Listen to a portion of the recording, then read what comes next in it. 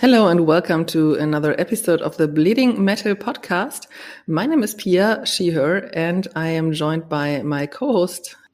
Hello, everyone. I'm your co-host, Kiki. My pronouns are also she, her, and I am so excited to talk about this topic today. Yes, this is a brainstorm episode.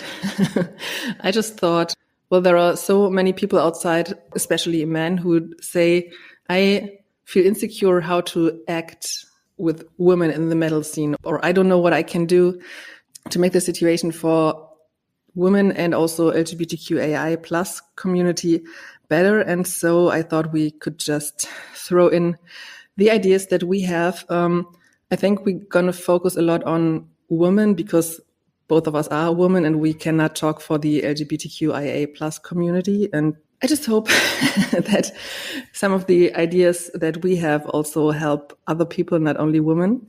And I thought we could just think about several aspects, like when you have a band, what can you do? When you go to a concert as a visitor, what can you do? And stuff like that. So that's the idea behind this episode. And as you all know, we are big capital F feminists, and we've been talking about feminism and women in metal since this whole thing started over 10 years ago. And we have been asking and recording women in metal's stories about the discrimination that they have faced before. Yeah, I just wanted to put this whole thing into a little bit of context historically.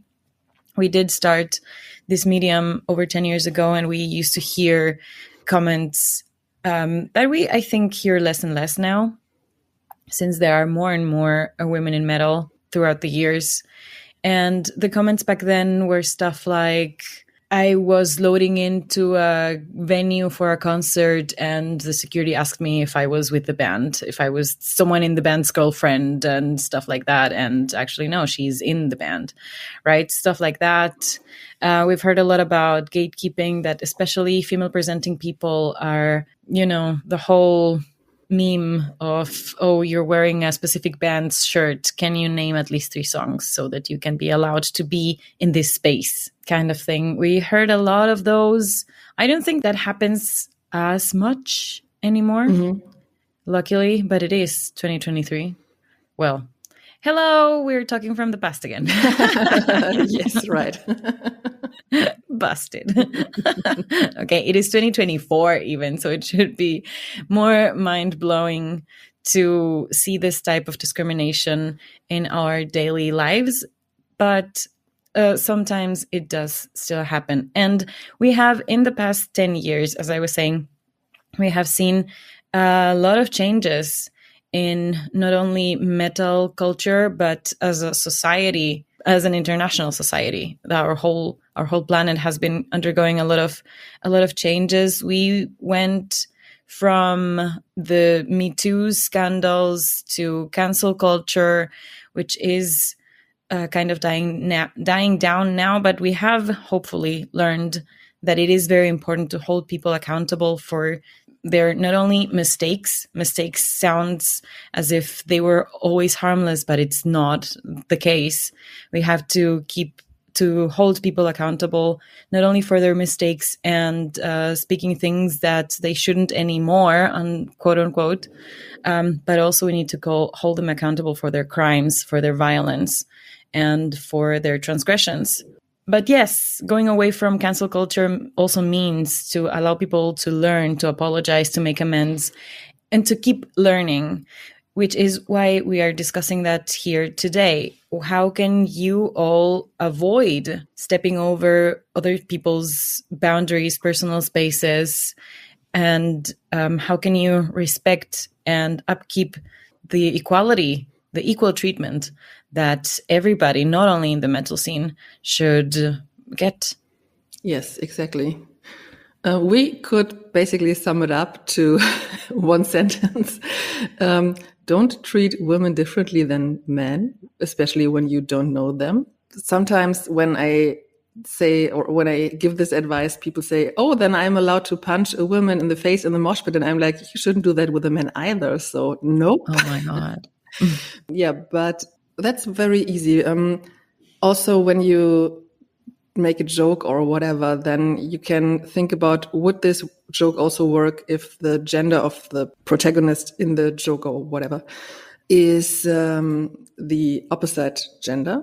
And if it does not work, it's probably a sexist joke. Yes. This is basic feminism 101. 101, yes. Yes. And I think what that reflects is self-awareness and a little bit of introspection.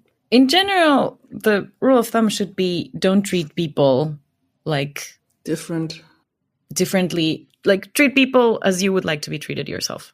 And that is, I don't think, specific enough sometimes for some people.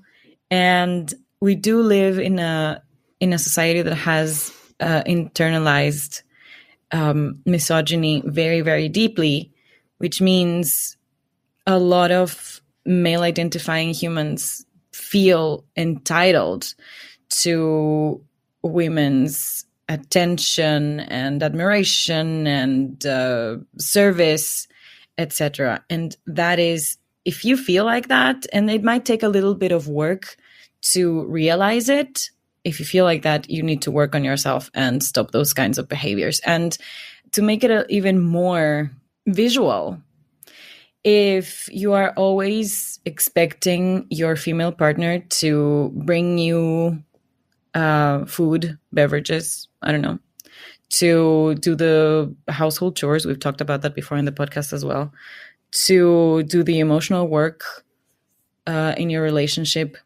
or, you know, if you feel like you're the protagonist and she's at your service, then that's wrong. Yes, please stop listening to our podcast. But if you're here to learn something, and I appreciate that, because if you're listening, or if you have been listening until now and want to keep listening because you just want to work on your own behavior, then you're very warm welcomed. And that's also something that we did in the past and also talked about. So I think this whole podcast could be seen as a journey of us learning to be a better person.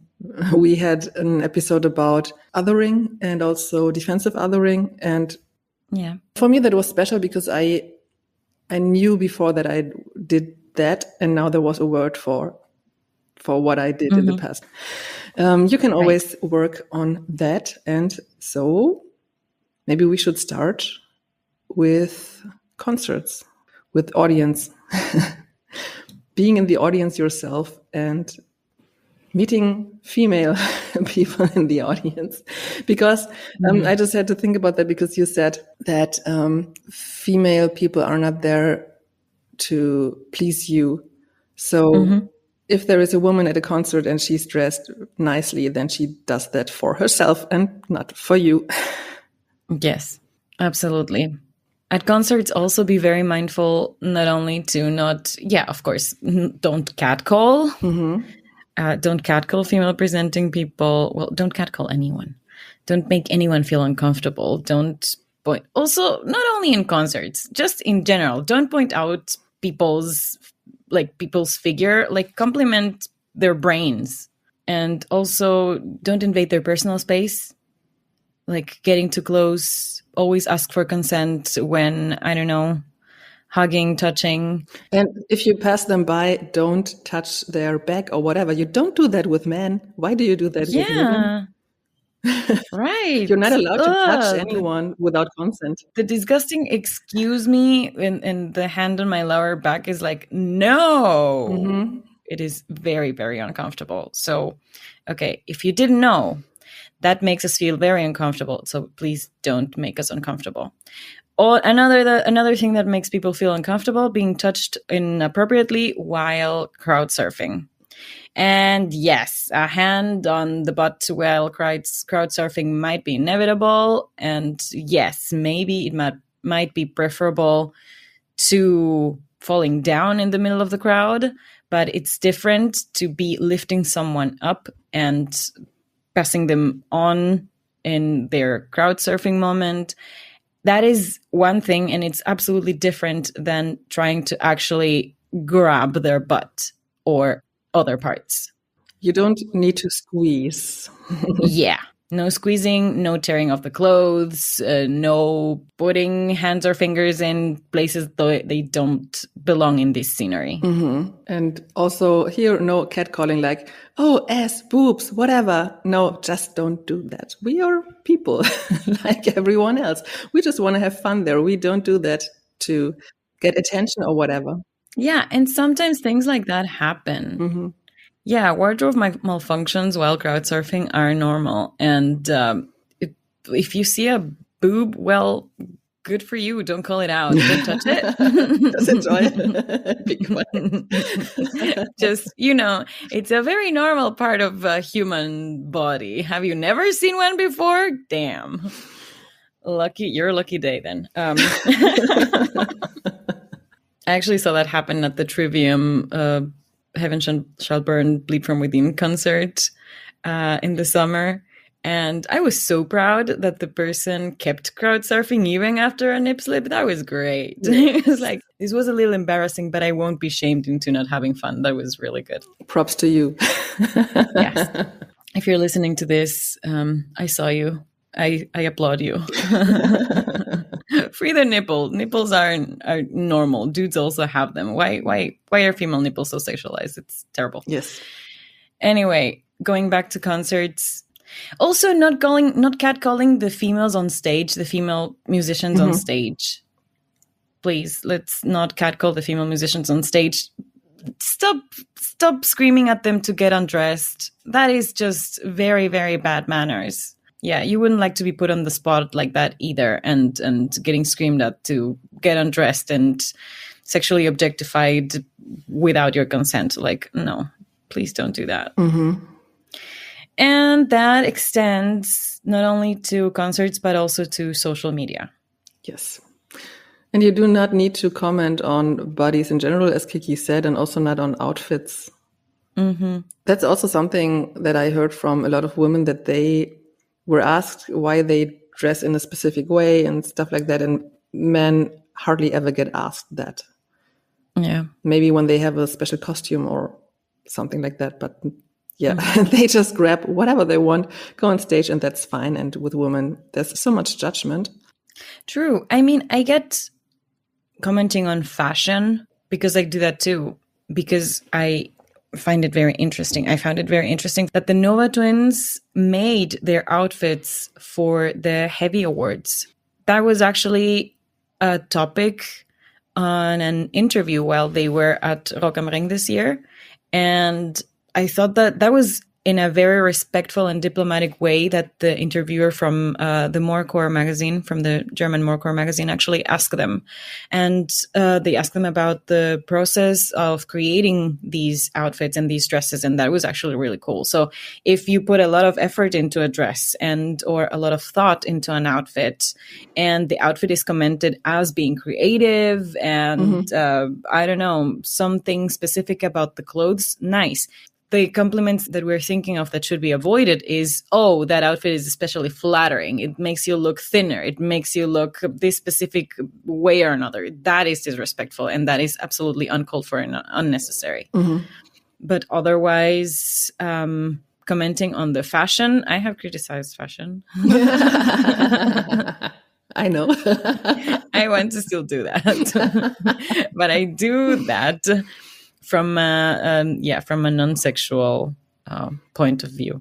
That's the important thing, yes. What I experienced a lot was that I've been alienated. Like, oh, you're the first woman that I see headbanging. Oh, you're the first woman that I see in a mosh pit. Oh, you're the first woman, blah, blah, blah. It's annoying. It's really annoying that the first thing you think when you see me is, oh, it's a woman. I don't want that. If that is the case, keep that for yourself, please. Sometimes it's hard to control your own thoughts, especially the first impression, but you don't necessarily have to tell the people your first impression, especially if it's about gender. Yes. And talking about gender and talking about what I was saying before about being the protagonist of life. I don't know if this is news to people out there, but everybody is the protagonist of their own life, including women. What? Yes, including women and LGBTQIA plus people, non-binary people. We all have our own thoughts, our own decisions. It is our own life. We are adults and we make our own decisions. We are not anyone's plus one that doesn't think and just tags along everywhere. And even if I decide to tag along somewhere, then I'm doing it intentionally. What I mean with that is comments like what I heard once, and I think I've told that story here before. In 2017 at Wacken, my partner went with me, and our tent neighbors told him, "It's nice that you were bringing your partner along." Yeah, your girlfriend or something. And it was like, It's the other I'm the one who's here for work, actually, because we were doing interviews, and he's tagging along. So don't assume that the male presenting person in a couple is the real metalhead, and their female partner is just there to look nice. On his arm or something. Like my partner doesn't listen to metal at all. So yeah, mine either. Yeah, that's another very important point. Don't automatically think that if there is a woman that she's the girlfriend of someone. That's also what Steffi told in an earlier episode, I think, that she went to a concert of a local band and she went there alone because nobody wanted to go there. And she was then asked by someone whose girlfriend of which band she is. And she was like, "No, I'm not. I'm here to enjoy the music because I like it." Yes, that's possible. Also, women work in metal too. That is something that we had as a topic when we interviewed Hetta Hyttinen, the PR person from Tuska. 2018. I will link that in the description. And because she is doing the PR for a metal festival and her name is not very well known outside of Finland to be a female name, people in international contact emails, people usually addressed her using male pronouns, apparently. And those are just the assumptions, right? We assume we're talking to a man. And that is also very wrong. So if you see a person in the photo pit, if you see a person backstage, if you see a female presenting person anyway around the working side of the concerts, of the festivals, don't assume they are either lower ranking workers or just free plus ones or something like that. They're standing backstage or they're standing on the side of the stage because they are in a relationship with someone in the band. That's not true. There are female journalists, as you know. Yes, I was going to say you found us somehow. We are doing this for more than 10 years, and that's just this project. We've been in metal journalism and metal fans, obviously, for even longer. So there's us and there's many more of us. Yes, the thing is, I was listening to On Wednesdays We Were Black yesterday, and I heard exactly that. Yasmin Suman had gotten some backlash on social media because, or rather people on social media had commented that her standing on the side of the stage of a Motionless in White concert, they had interpreted that as, she's with someone in the band. Or I think they had even assumed like the vocalist. And meanwhile, Yasmin was actually standing next to the partner of the vocalist. And she is not even, attracted to male presenting people, apparently. So it was like a huge assumption of, her standing there means that she's with someone in the band. And no, she works in this. Yeah. Like, how is that not news to you? I can partly understand why people think like that, because especially in older movies, TV series and stuff like that, we saw that a lot, that women are not the main protagonists and their role is to fall in love with someone or whatever. That's also something that now in my pregnancy annoys me a lot, that when you see a pregnant person on screen, you know she's going to birth the baby within the movie. There is no other reason to show a pregnant person. And that's so annoying and so tiring, because that also reflects on everyday life. Now I'm in a very late stage of my pregnancy, and sometimes I hear that people are afraid that I might give birth next to them, to my baby, because that happens in movies all the time when you see a pregnant person. And I'm like, nope. I have a long way to go. And you didn't get informed about birth, obviously, because it doesn't happen like that. Or in the most cases, it doesn't happen like what you see in movies. That's hilarious.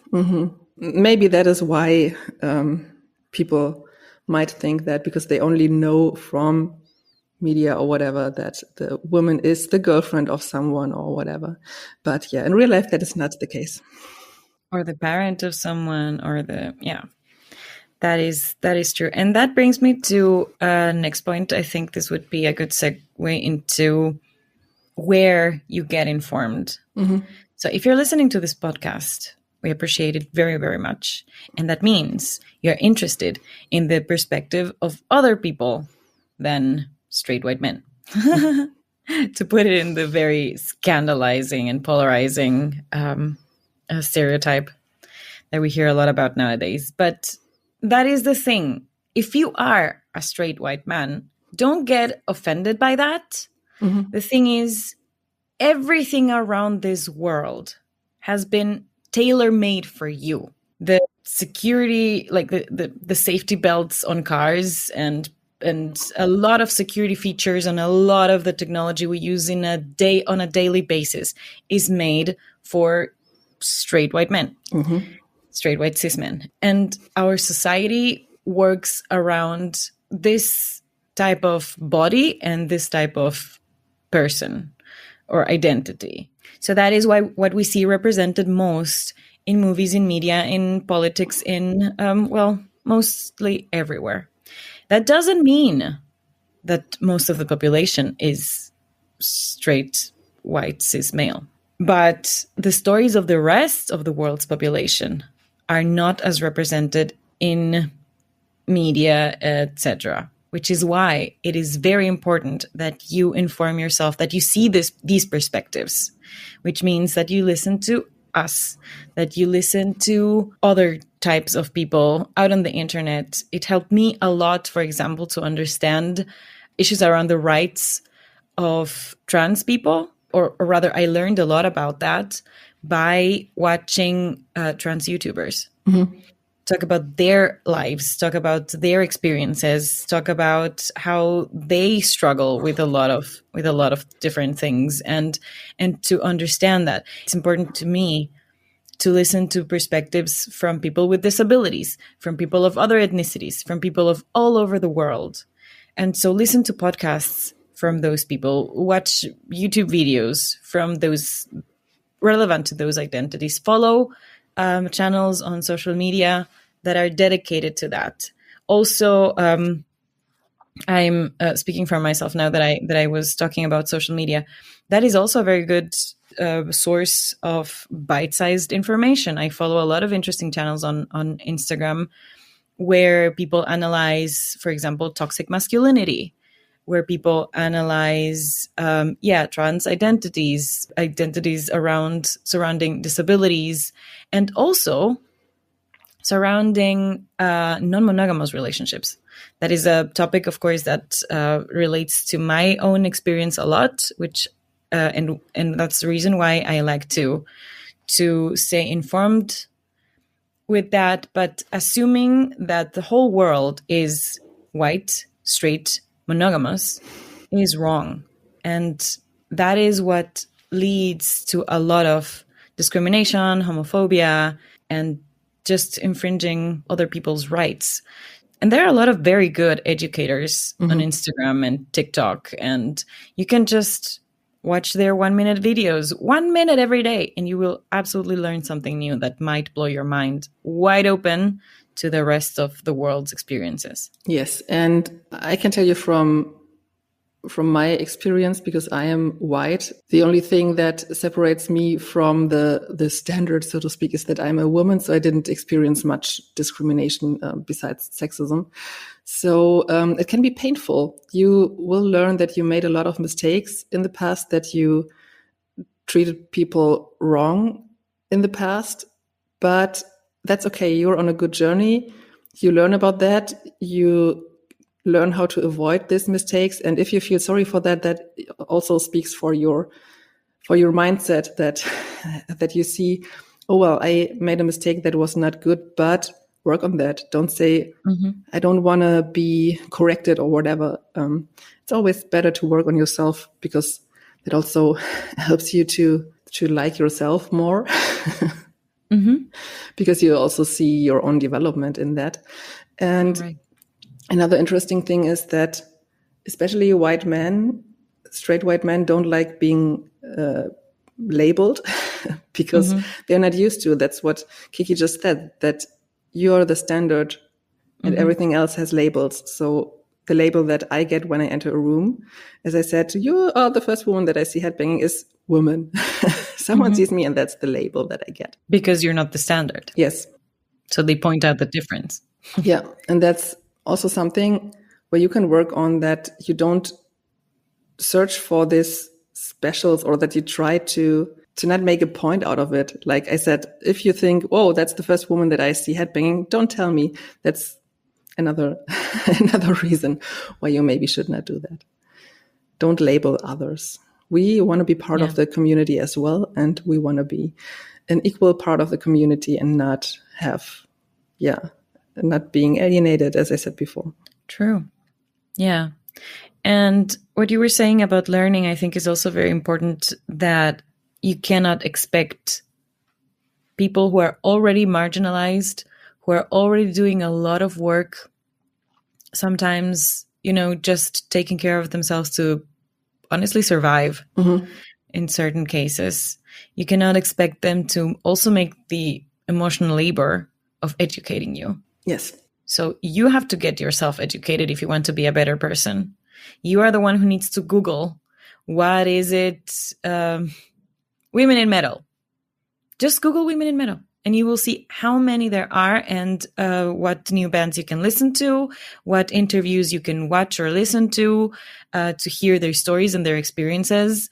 You can Google a lot of other things, obviously, or search for more information out on the internet. Don't ask marginalized identities to explain themselves to you. But if you are a very lucky person and encounter one of us,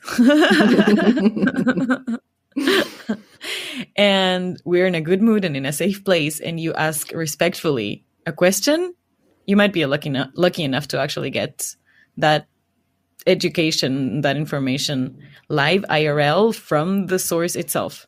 Just don't be mad if the person doesn't have the capacity, the emotional, mental capacity or whatever, or just doesn't want to. Yeah. I mean, as long as you're respectful, you can always ask those questions. I feel if you ask diplomatically, if it comes from a really authentically curious place, open-minded, and you really want to learn to be better, and you ask respectfully, you can always do that. But it is very possible that the person just says, nope, go and get informed elsewhere. Do the work yourself. I don't have the energy right now. Yeah. And if that person is nice to you, then maybe he, she, or they said, listen to this podcast or whatever, watch that documentary. There you can get a lot of information. Yeah. Or sends you a link to a resource. Yeah. The rest is on you. It's on you to become a better person or to learn about a specific topic that interests you. Yes. I also would like to talk about what especially bands can do. I don't want to say to help women have a better representation, but maybe that is basically the case that what can you do when you have a band of probably white guys? But straight white guys, yeah. Straight white guys. That's a cool band name, by the way.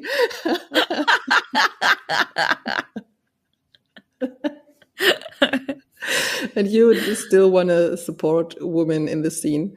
There is a lot you can do. Mm-hmm. You can start by choosing the people who you work with. Yeah. And making those people more diverse. You could, for example, you could get your album, EP, whatever you're releasing, you could get it produced by a woman. What? Mm-hmm. Women can do that? Yes. Anna Murphy, formerly from Elevate and currently from Stellar Darling, for example, is well known as a producer. Lindsay Schoolcraft is a producer. She just won an award for her music production in Canada. There are so many.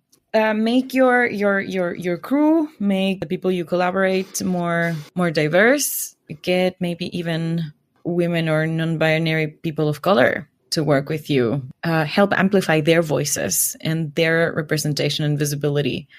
Get more diverse bands to come with you on tour. Mm-hmm. And also, when a band member leaves and you need a new band member, consider replacing them by a woman as well. Why not? Yes. Especially, I can partly understand when you have a male vocalist with a very low voice that it might be difficult to replace him with a woman, but everything else. And still, for that case, you might find a woman. So don't necessarily search for a man. Open your mind and also your position, your band for a female band member. Absolutely. That's not only a vocalist or a keyboard player.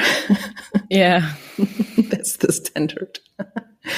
Yeah, and as Kiki said, there are so many jobs that are done around a band, like tour manager, social media manager. Yeah, but not only those. I think there is, just like we see, when you think of nurse or teacher, your brain will probably send you pictures of female presenting people. And when you think of engineer, it will be a male presenting person. It's the same in the music industry. When you think roadie, it will be a male presenting person that pops in your mind. That was my next point. Don't, or rather deconstruct those gender standards or those gender biases that you are used to. There are female tour crew that are not necessarily the merch selling person and the social media person, right? There's also female audio engineering, front of house engineers, all sorts of people in the industry who need your attention and who will do an excellent job for sure. And when you work with these people, and let's say you have a meeting because you're preparing the tour, the recording, the whatever, pay attention to your behavior there too. This is very in detail. Don't expect the female presenting person in the room to be the one taking notes. Mm-hmm. You can also take notes. You can also cook your coffee yourself and you can get your beer yourself. Yes. Also get your things yourself. Think of the tasks also as not having any gender and not being automatically assigned to a specific person. Yes. Another thing that just popped up in my mind is you can also have your stuff checked. So, for example, your merch and your album cover, maybe also your lyrics by a person who can, or who, it's also a job, I don't know the job title, but they look for if there is any discrimination that you might oversee. Oh, that's so cool. I hadn't thought of that. So like proofreading, but not only for language and grammar, and which you should do, by the way. Like it's very highly recommended if you're not an English native speaker and you're releasing songs in English, get someone to check the language. But yeah, also check the language for harmful stereotypes, discrimination that might be a little between the lines. that might not be too obvious. Might be other people in your band if you have a band that is not the white straight guys. I want to form this band, straight white guys. Make it a feminist parody metal band. There is a band that's called Bleed From Within. And why? That's only a band that consists only of women or people with a uterus should be allowed to be called Bleed From Within. Check your band name. Wow. No, I like Bleed From Within a lot. Quite a bit, actually. So they have my blessing. Where were we? You can have your lyrics checked. Yes, check your lyrics. But yeah, be more mindful of your lyrics, your band name even. Sure, why not? Yeah, and that can also be little things. I really don't like to be addressed as a girl because I'm a woman. I'm older than 18. I'm grown up. But what I also see a lot is that men hardly ever address other men like boys. Boys. Yes. That's also something when you're on stage and you talk to your audience, don't say guys and girls. Yeah. Don't say guys. Just say people, something gender neutral. Say everybody. Hello, everybody. Hey. I hope everyone's having a good time. Come on, people, make some noise. You can even do the y'all thing if you're so inclined. Or use is apparently a grammatically correct expression. The plural of you when you address someone can be use or y'all or you all or, everybody, everyone. Be mindful of your language. Check your language. And that brings me to my other thought about that. What you say is important. Words have power. Language has power. So it's really important. You may be saying things without thinking them through, and you may be not fully conscious of the role model, of the responsibility you have to be a role model to your audience and to your fans. And that's funny because yesterday I was streaming on Twitch and someone asked me about what I think about Ronnie Radke from Falling in Reverse, who has been the center of many a controversy in the past 1 or 2 years. I obviously don't know him myself, but from what I've read, he is not a bad person. He just likes to make waves and likes to say shit out loud that might be taken out of context and misinterpreted and make a big scandal. And if that's the way you roll, sure, whatever brings you the attention of the internet, whatever brings you the publicity for your band, whatever. As long as you don't offend people, discriminate people, as long as you're not violating anybody else's rights. But I do think that you should know better. As much as you can harm people with what you say, you can also do good things. You can support humans' rights. You can bring the message to your audience to be respectful and to care about everybody else around them. Just like we do it with mental health. I think mental health is a really good example of how the metal community you can save your fans' lives, right? If you write a song that's very vulnerable about mental health and a fan comes up to you afterwards and tells you, I finally felt like I was not alone with my depression and I didn't kill myself. You can do the same for people who are suffering of not only mental health, but racism, homophobia, sexism even, right? A fan in the future could be like, I listened to your song and I saw you on stage and I realized that love is love and that everything is okay. Loving whoever you want is okay. Right? That I listened to your song and I saw how you treat your crew and I realized, wow, treating women with respect is cool. Yes. There are so many messages that you could bring to your audience, that you can spread, that you can help to support and make more visible and more and louder. And why wouldn't you do that? Why wouldn't you use your influence for a good cause? people will appreciate and like your band even more. And maybe something more basic that also kind of goes to that direction. If there is a female audience, or if a female fan talks to you, just, well, I like your music, she does not automatically want to have sex with you. Maybe she's just there because she, as she said, likes your music. So don't think that every woman is automatically a groupie. We are just fans, so we like the music. And also groupies deserve the same respect. Yes. Even if they do. Even if they do want to have sex with you, they deserve respect, but don't automatically consent. Yes. Yeah.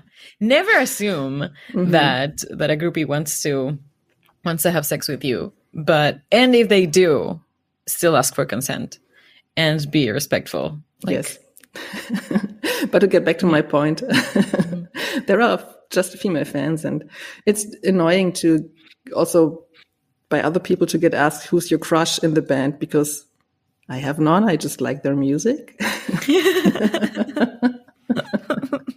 I don't need to have a crush on someone in the band to enjoy what they do. So that's absolutely. That's also the same. You would never think that a man who comes to you and says, well, I like your music and you inspired me to learn the guitar or whatever, that that person wants to have sex with you or has a crush on you or whatever. Never assume. Assuming things is wrong.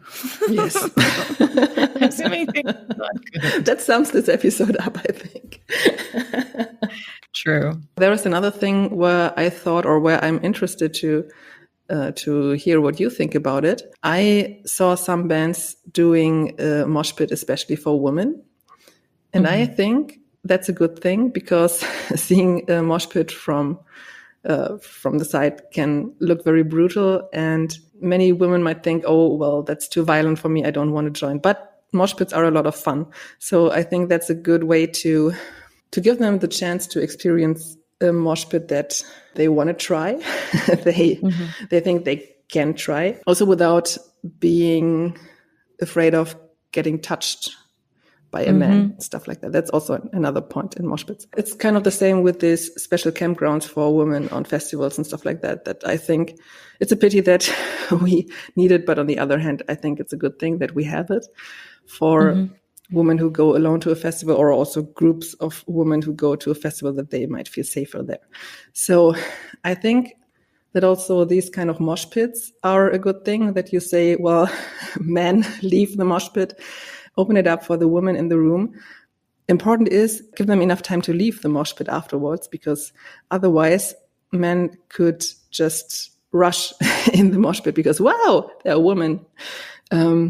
So make a pause after that song maybe, so that everybody can go out of the mosh pit if they want to safely. And then you can go back to quote unquote normal. Yeah, what do you think about that? I have never seen that. I think it's really interesting. Yeah, I would be curious of seeing it in practice, to see it in practice. I think it could work to have like, okay, on the next song, we're going to have not one, but two mosh pits. And on this side, it would be male identifying people, the strong mosh pit, I don't know. And on the other side, the stronger, the more brutal mosh pit. And on the other side, it's going to be for female identifying fans and the not as brutal mosh pit. And just, to give that opportunity, to make that a possibility even, because maybe there are not enough women who want to mosh pit. Maybe there are. Maybe it will be like a different sort of mosh pit. Maybe it would be, who knows? I would be very curious to see how that works out. But yes, I agree with you. The fact that even from my own behavior, like I haven't joined mosh pits in ages because I don't feel safe enough. And I think like having one would make me want to try it again. And I think that a lot of people feel that way. And so I do think that it would work, and it would be fun to see how it happens. It's maybe also a question about space, because men and women are socialized differently when it comes to space, that men think or are taught that the space automatically belongs to them. And women often are taught that they should not take up so much space. And so, it's also when you're in the audience, it's just friendly to when you know there is a woman standing, or in general, a person standing behind you that's much shorter than you are, that's also what I do because I'm 1.80 meters high, then I offer them to get in front of me because I can easily watch over their heads.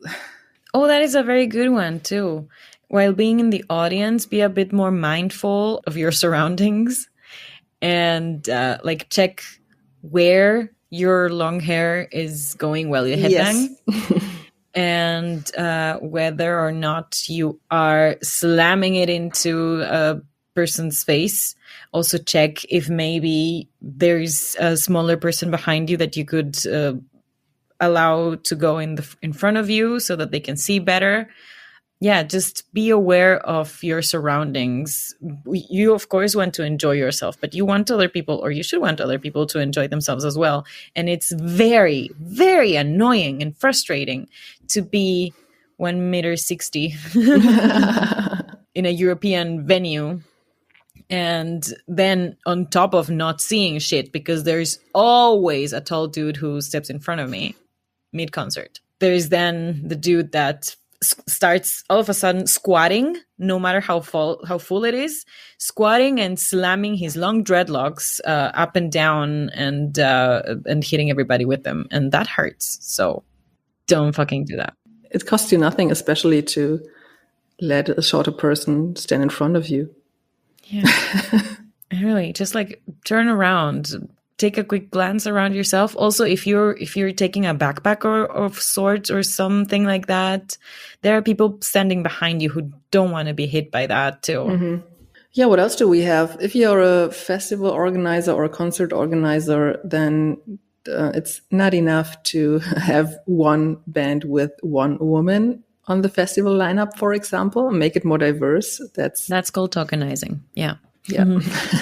You're not pardoned of all your sins just because you have one woman in the lineup. Yeah. You're still sinning of not making it diverse enough.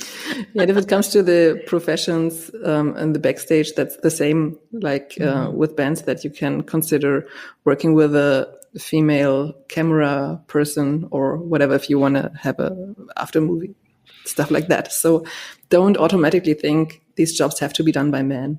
Yes, and offer all the opportunities you can, also for people to learn. I saw something that I have forgotten to mention. I went to see Holding Absence. And in advance of the tour even, they posted in collaboration with their photographer, who is a female identifying person, and a work opportunity for each concert on the European and UK tour of Holding Absence Thornhill. They were offering someone female or LGBTQIA identifying to tag along with the photographer and learn her job. Mm-hmm. And that was incredible because, it's specifically to make the industry more diverse. Mm-hmm. You are offering to mentor someone, and it wasn't like a huge effort, I guess, to, as a photographer, let someone look at what you do and be with you in the pit and kind of take a look over your shoulder about how you take the photographs of this band. That way you are helping also up and coming talents make the scene better, more diverse, and very probably more creative space. Mm-hmm. So think if what you do with your job, you could also offer those kinds of opportunities. Yes. And last but not least, from my side, if you hire women for a job, don't expect them to do more than men would do. Just expect them to do the same job. Yes. And pay them fairly. Yes. Like pay them just the same. Yes, it's that easy. Yeah. Yay. I think there is a lot more that we could have added here. So maybe if you're listening out there and you have additional advice, just drop us a message at Instagram, Bleeding Metal Pod. We hardly ever read our Facebook messages, so Instagram is the easiest way to contact us. Or you can also send us a mail, which is bleedingmetal@gmail.com. Follow us on especially Instagram because we are most active there. Tell your friends, listen to the other episodes if you haven't yet. We appreciate that a lot. Thank you for listening, and bye-bye.